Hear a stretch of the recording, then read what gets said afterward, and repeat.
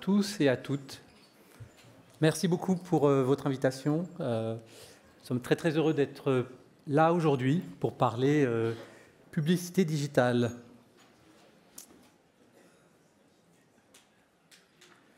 On va peut-être passer cette photo. Voilà.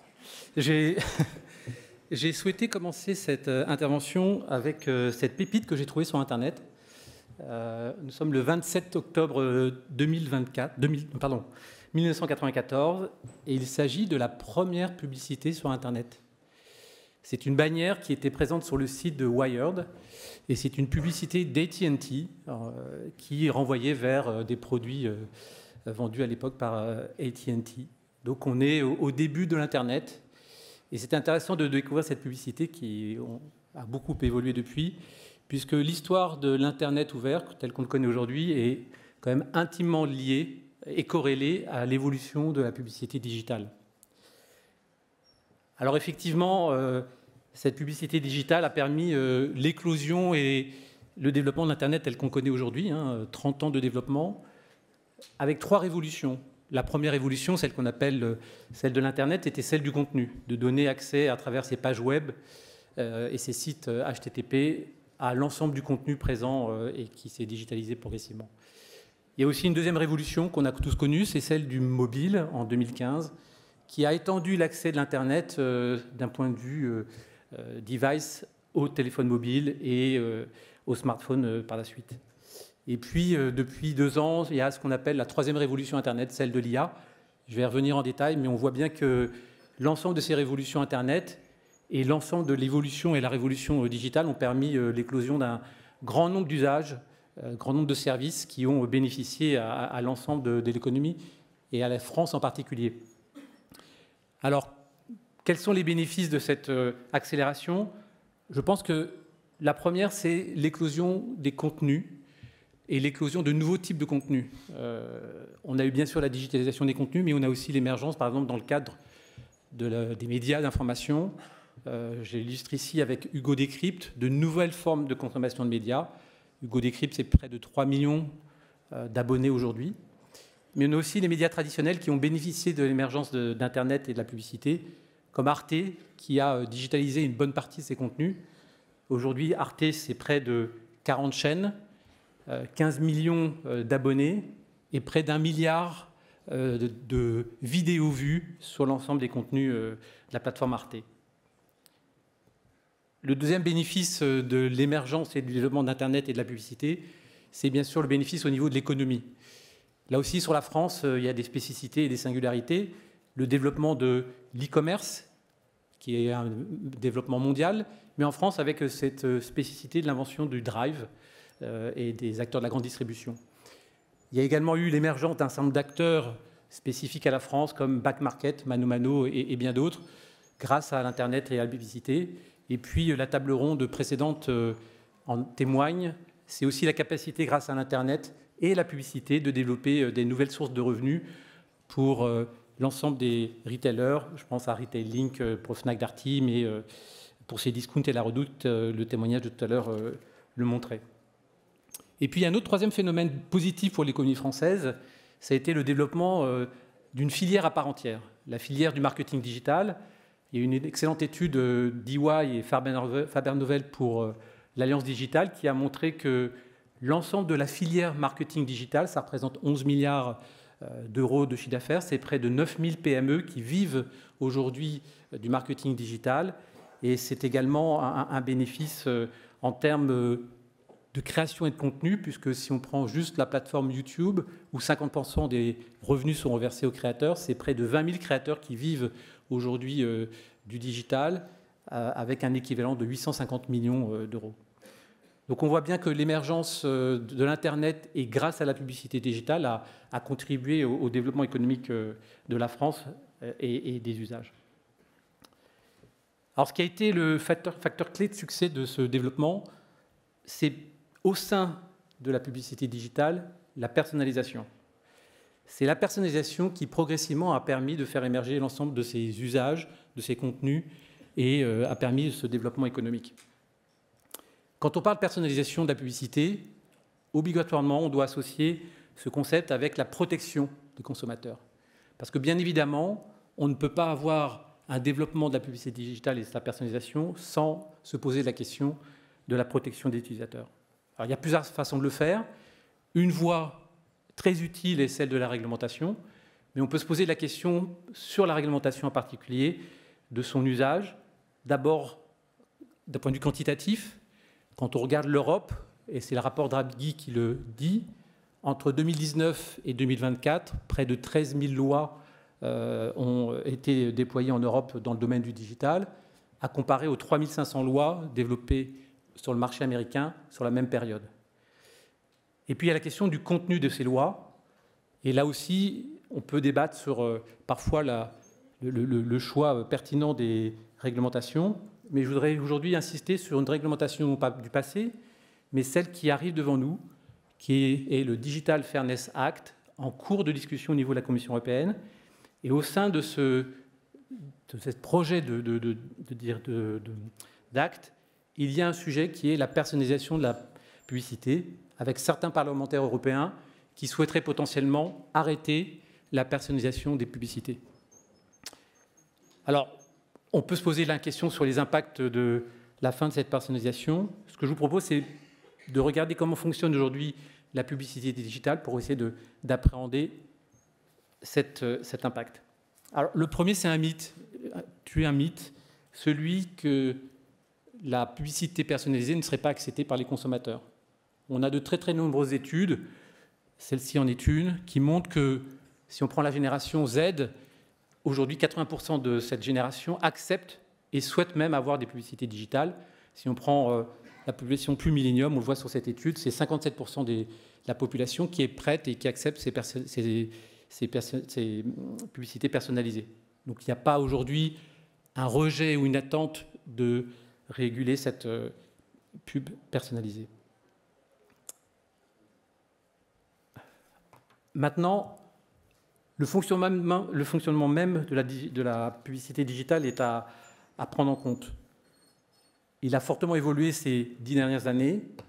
On achetait avant des clics ou des placements sur des chaînes YouTube, puis on a évolué vers ce qu'on appelle le marketing d'audience, où on n'achetait plus un placement, mais on achetait une cible particulière.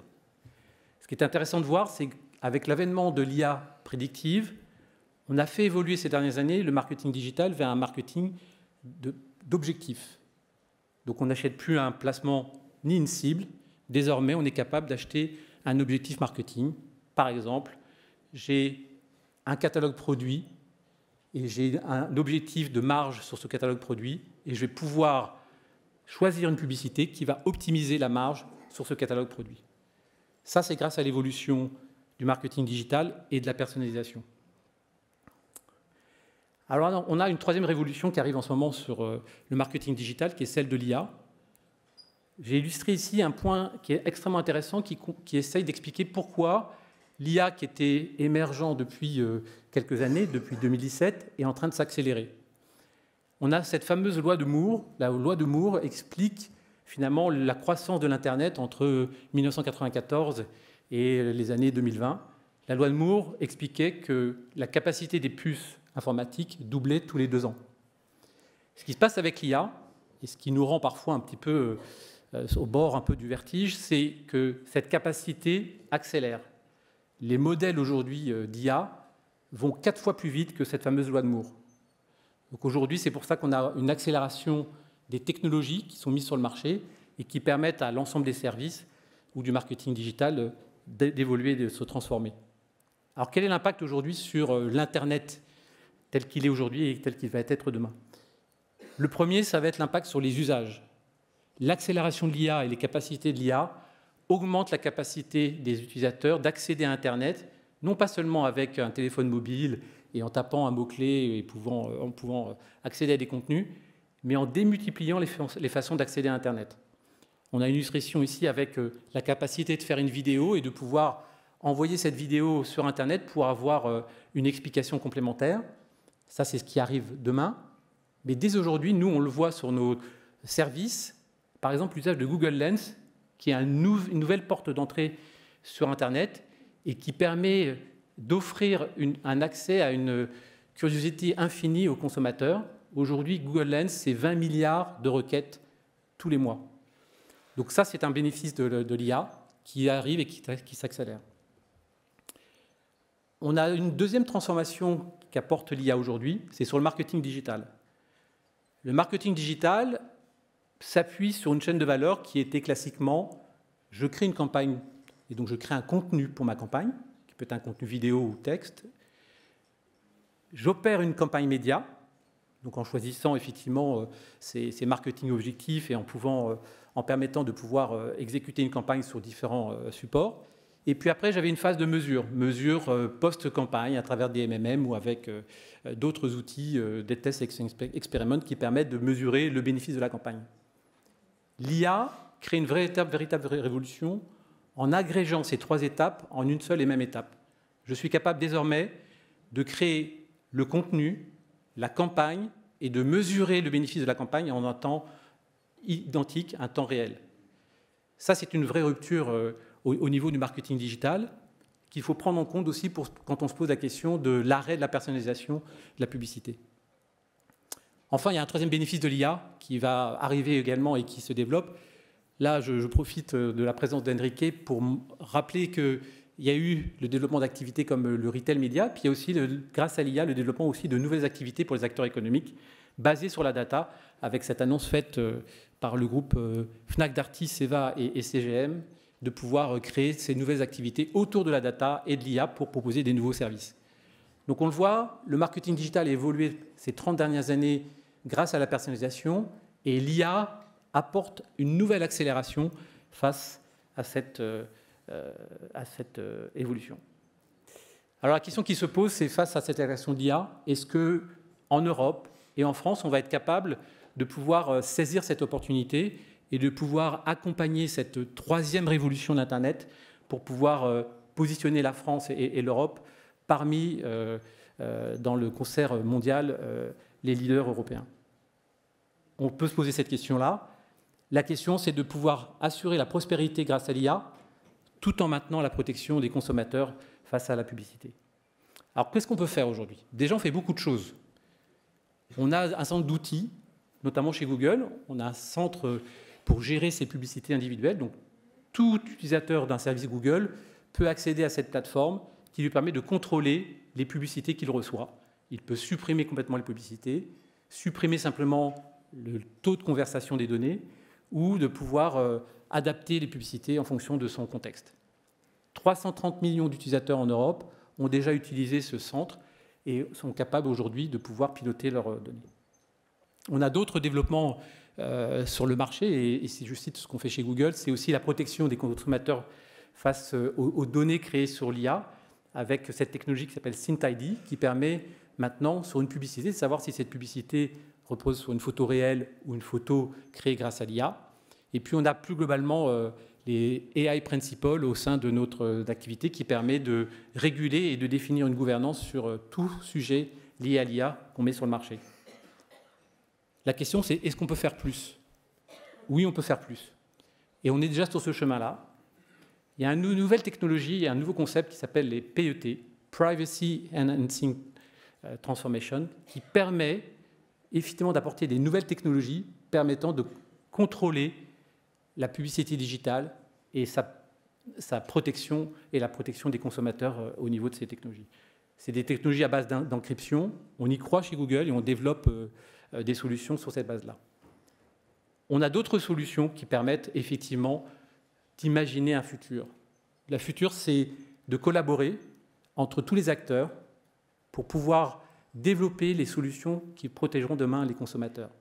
Et c'est notre vœu aujourd'hui de pouvoir, avec l'Alliance digitale, mais ensemble, avec l'ensemble des acteurs en France, de réfléchir ensemble sur comment évolue ce marketing digital, quelle est l'importance de développer des solutions de marketing digital qui assurent la prospérité de l'économie des acteurs, tout en protégeant les acteurs. Il y a enfin une urgence. Mon propos sur la partie AI et sur son accélération nous oblige tous à prendre des décisions et de collaborer dès maintenant. On n'a pas le temps aujourd'hui d'attendre une réglementation qui viendrait de l'Europe pour pouvoir décider ensemble comment gérer cette accélération digitale.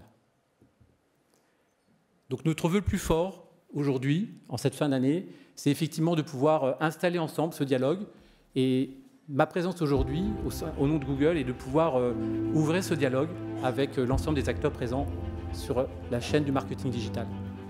Je vous remercie.